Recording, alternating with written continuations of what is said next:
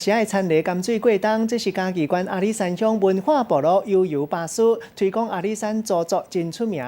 这阵啊，因为这个观光产业拢算当着，团工可能要收起来。落尾董事长赶紧出来背话，讲到虽望中国游客减真济，疫情算当着游客较受较减，不过即马就靠甲观光减薪水的方式，希望会当来这个参礼甘水过冬。长老会用这种。台顶原住民族的少年仔穿传统的衫，真骨力咧表演，不过大卡煞无啥人咧看。游客变少，文化部落的员工口草啊，整理环境。嘉义阿里山乡的悠游巴士祖族文化部落，本来因为中国游客变少，业绩在经历甲出无啥成，武汉肺炎一个逼出来，互生意变价更加凄惨。这时候没客人了，就大家一起都在拔草，就这样子。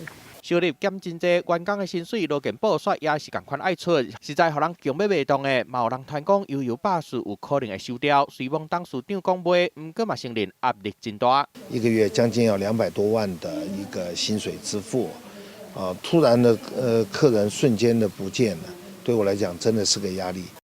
南园区内底人变少，附近的着落社区嘛共款受到影响。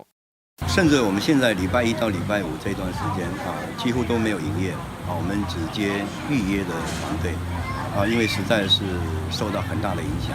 真行的景点变甲真稀微，业者喙齿紧加咧，敢若会当暂时先减员工的薪水，希望会当度过这段时间。记者综合报道。